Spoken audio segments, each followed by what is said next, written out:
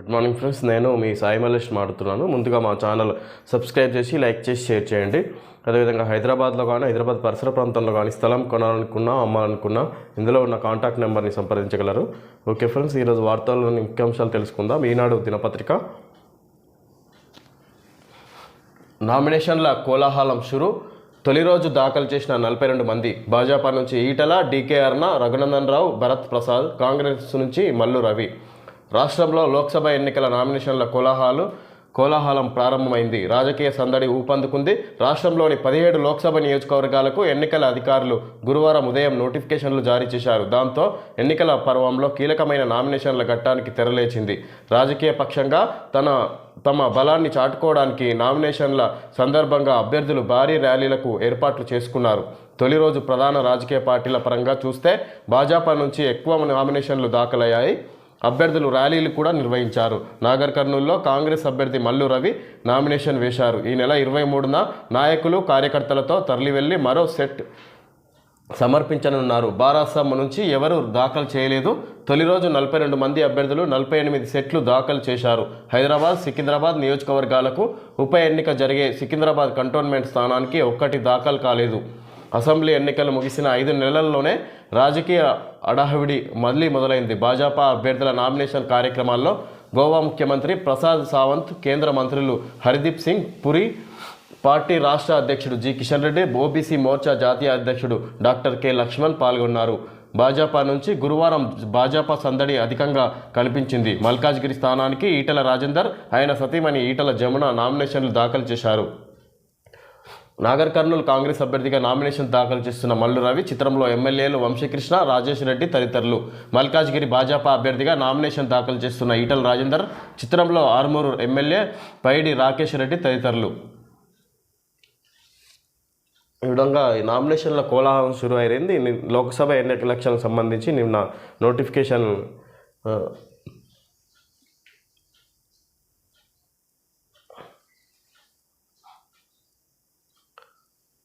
నిన్న గురువారం ఉదయం నోటిఫికేషన్లు జారీ చేయడం జరిగింది. దానికి సంబంధించి నిన్న బీజేపీకి సంబంధించిన ముఖ్య నేతలు నామినేషన్ వేయడం జరిగింది.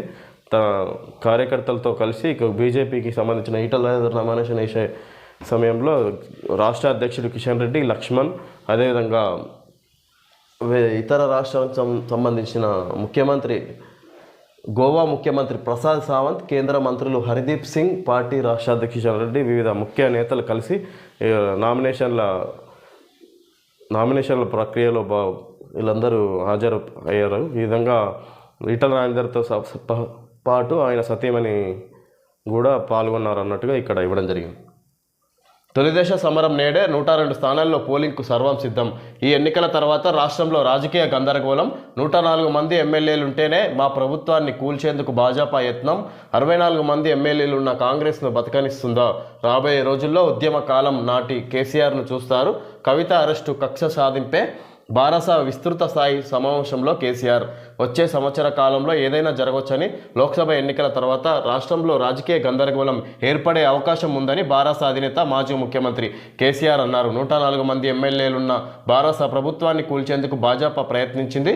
64 మంది ఎమ్మెల్యేలే ఉన్న కాంగ్రెస్ ప్రభుత్వాన్ని బతకనిస్తుందా? కాంగ్రెస్ ముక్త్ భారత్ ఎజెండాతో ముందుకు వెళ్తున్న భాజపా ఇతర పార్టీల ప్రభుత్వాలను ఎక్కడ వదిలిపెట్టింది? ఇక్కడి ప్రభుత్వాన్ని కూడా వదలదు. కాంగ్రెస్లో టీం వర్క్ లేదు, స్థిరత్వం లేదు. కాంగ్రెస్ను చీల్చాలని భాజపా వాళ్ళు ప్రయత్నం చేసినా కరడు కట్టిన నేతలు వెళ్లరు. అలా జరిగితే బారాసకు మద్దతిస్తామని కొందరు కాంగ్రెస్ నేతలు నాతో చెప్పారు. ఎంఐఎం కూడా వెళ్ళదు. ఏ రాజకీయ గందరగోళం ఏర్పడినా బారాసకే మేలు జరుగుతుంది. ఈ విధంగా ఎన్నికల తర్వాత రాజకీయం గందరగోళం ఏదైనా జరగవచ్చు అనే ఉద్దేశం అయిన తెలంగాణ భవన్లో ఏర్పాటు చేసిన ముఖ్య కార్యకర్తల సమావేశంలో మాజీ సీఎం కేసీఆర్ మాట్లాడడం జరిగింది. ఈ విధంగా 104 మంది ఎమ్మెల్యేలతో ఉన్న మా బీఆర్ఎస్ ప్రభుత్వాన్నే కూల్చే ప్రయత్నం చేసింది బీజేపీ.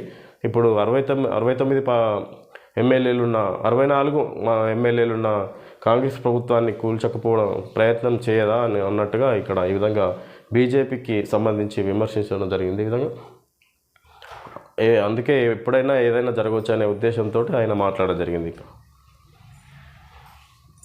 నేటి నుంచి రేవంత్ ప్రచార బేరీ. ఉదయం మహబూబ్ నగర్లో వంశీచంద్ర రెడ్డి నామినేషన్లో పాల్గొననున్న సీఎం. సాయంత్రం మహబూబాబాద్లో బహిరంగ సభ. వరుసగా నామినేషన్లు, ప్రచార సభలకు హాజరు కానున్న పీసీసీ అధ్యక్షుడు. నామినేషన్ల పర్వం మొదలు కావడంతో పీసీసీ అధ్యక్షుడు ముఖ్యమంత్రి రేవంత్ రెడ్డి శుక్రవారం నుంచి జిల్లాలో ఎన్నికల ప్రచారానికి శ్రీకారం చుడుతున్నారు. రాష్ట్ర ముఖ్య నేతలంతా ప్రచార సభల్లో పాల్గొనేలా పార్టీ ప్రణాళికలు రూపొందిస్తుంది. వీళ్ళను బట్టి జాతీయ స్థాయి నేతలు రాష్ట్రంలో ప్రచారానికి రానున్నారు. తొలుత శుక్రవారం ఉదయం మహబూబ్ నగర్లో వంశీచంద్ర రెడ్డి నామినేషన్కు సీఎం హాజరు కానున్నారు. సాయంత్రం మహబూబాబాద్ బహిరంగ సభలో రేవంత్ పాల్గొంటారు.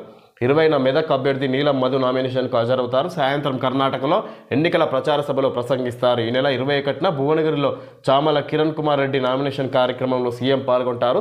22న ఆదిలాబాద్లో, 23న నాగర్ కర్నూల్లో, 24న ఉదయం జహీరాబాద్, సాయంత్రం వరంగల్ సభల్లో సీఎం ప్రసంగిస్తారు. 10 ఏళ్లలో రాష్ట్రానికి భాజపా చేసింది శూన్యం.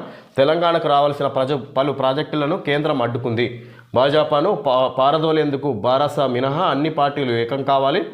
కోదాడ ప్రచార సభలో మంత్రి ఉత్తమ్ కుమార్ రెడ్డి. ఈ విధంగా నేటి నుంచి రేవంత్ ప్రచార బేరీ. ఉదయం మహబూబ్ నగర్లో వంశీచంద్ర రెడ్డి నామినేషన్లో పాల్గొన్న సీఎం. ఈ విధంగా సీఎం రేవంత్ రెడ్డి ఈ రోజు నుంచి ప్రచార సభలో పాల్గొని ప్రసంగిస్తారని ఇక్కడ తెలియజేశారు.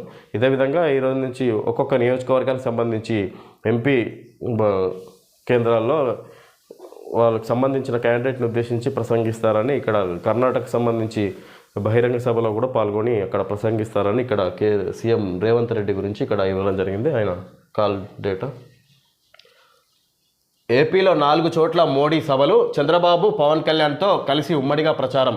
ఎన్డీఏ ఎన్నికల ప్రచారంలో భాగంగా ప్రధాని మోడీ ఏపీలో 4 బహిరంగ సభలకు హాజరు కానున్నారు. తెలుగుదేశం పార్టీ అధినేత చంద్రబాబు, జనసేన అధ్యక్షుడు పవన్ కళ్యాణ్తో కలిసి ఆయన సభల్లో పాల్గొంటారు. అనకాపల్లి, రాజమహేంద్రవరం, కడప లేదా రాజంపేట 3 పార్టీలు ఎంపిక చేసిన మరో చోట ఈ సభలు ఉంటాయని తెలుగుదేశం పార్టీ వర్గాలు తెలిపాయి. అయితే తేదీలు ఇంకా ఖరారు కావాల్సి ఉంది. చంద్రబాబు, పవన్ కళ్యాణ్ ఈ నెల 23న నెల్లిమర్ల, విజయనగరం, ఈ విధంగా ఏపీలో 4 చోట్ల మోడీ సభలు అని ఇక్కడ ఇవ్వడం జరిగింది. మోడీ డైరెక్ట్ వచ్చి ఏపీలో ప్రత్యేక ప్రసంగిస్తారని, ఎన్నికల ప్రచార సభల్లో పాల్గొంటారన్నట్టుగా ఇక్కడ తెలియజేశారు. అదేవిధంగా చంద్రబాబు, పవన్ కళ్యాణ్ కలిసి కూడా ఆయన వివిధ సభల్లో పాల్గొని ప్రసంగిస్తారని, ప్రచార సభల్లో పాల్గొనే విధంగా ఇక్కడ తెలియజేశారు. 6 జిల్లాల్లో 45 డిగ్రీల కంటే ఎక్కువే. వడదెబ్బతో 5గురు, పిడుగుపాటుతో 1 మృతి. రాష్ట్రం నిప్పుల గుండంలా మారింది. గురువారం రికార్డు స్థాయిలో ఉష్ణోగ్రతలు నమోదయ్యాయి. ఉదయం నుంచే ప్రారంభమైన వేడి మధ్యాహ్నానికి తీవ్ర స్థాయికి చేరింది. 6 జిల్లాలు 45 డిగ్రీలకు పైగా ఉష్ణోగ్రతతో కుతకుత ఉడికాయి. అత్యధికంగా నల్గొండ జిల్లా మాడుగులపల్లి మండలం, మంచిర్యాల జిల్లా హాజీపూర్ మండలాల్లో 45.2 డిగ్రీల సెల్సియస్ ఉష్ణోగ్రత నమోదైంది. ఏప్రిల్ నెలకు సంబంధించి నల్గొండ జిల్లాలో గత 10 ఏళ్లలో ఇదే అత్యధిక ఉష్ణోగ్రత. అలాగే నల్గొండ, ఆదిలాబాద్ జిల్లాలను మినహాయిస్తే మిగిలిన జిల్లాల్లో ఏప్రిల్ నెలలో 45 డిగ్రీల ఉష్ణోగ్రతను తాకడం ఇదే మొదటిసారి. దీంతో పాటు 5 జిల్లాల్లో 44.9 డిగ్రీలు, 4 జిల్లాల్లో 44.8 డిగ్రీలు నమోదయ్యాయి. రాష్ట్ర ప్రభుత్వం సహకరించకుండా అభివృద్ధి చేశా, అంకితభావంతో పనిచేశానని భావిస్తేనే నాకు ఓట్లు వేయండి. ఓటరు తలదించుకునే పని నేనెప్పుడు చేయలేదు. తెలంగాణకు ఈ 10 ఏళ్లలో 10 లక్షల కోట్ల కేంద్ర నిధులు. ప్రజలకు నివేదిక విడుదల సందర్భంగా కేంద్ర మంత్రి కిషన్ రెడ్డి. ఓటు వేసి గెలిపించిన ఓటరు తలదించుకునేలా తాను ఏ రోజు వ్యవహరించలేదని భాజపా రాష్ట్ర అధ్యక్షుడు కేంద్ర మంత్రి కిషన్ రెడ్డి అన్నారు. 10 ఏళ్లలో తాను చేసిన అభివృద్ధిని చూసి ప్రజలు ఓటేయాలని కోరారు. రాష్ట్ర ప్రభుత్వం సహకరించకపోయినా కేంద్ర మంత్రిగా అందివంచిన ప్రతి అవకాశాన్ని ఒడిసిపట్టి రాష్ట్రంలో అభివృద్ధి చేసినట్లు తెలిపారు. ఎంపీగా, కేంద్ర మంత్రిగా రాష్ట్రానికి జంట నగరాలకు చేసిన అభివృద్ధి సంక్షేమ కార్యక్రమాలతో ప్రజలకు నివేదిక పేరుతో పుస్తకాన్ని రూపొందించారు. ఆ 106 ఎకరాలు రక్షిత అటవీ భూమే, ప్రైవేటు వ్యక్తులది కాదు. 100 కోట్ల విలువైన భూపాలపల్లి జిల్లా కొంపెల్లి భూ వివాదంలో సుప్రీంకోర్టు తీర్పు. ఇది KFC crunch and scratch, catch A match, get a chance to win match tickets and exciting rewards with a order of 599, minimum order of 599, limited time offer available on dyne in and take away only. ఇక్కడ కేఎఫ్సీలో 599 minimum bill చేస్తే ఇక్కడ IPL ticket అవకాశం ఉన్నట్టుగా, get a chance to win match tickets అన్నట్టుగా ఇక్కడ advertisement ఇవ్వడం జరిగింది. అదేవిధంగా భీమా జ్యువెలర్స్ సంబంధించిన అడ్వర్టైజ్మెంట్ కూడా ఇక్కడ ఉంది. ఓకే ఫ్రెండ్స్, ఈరోజు వార్తలో ముఖ్యాంశాలు తెలియజేయడం జరిగింది. Thank you friends.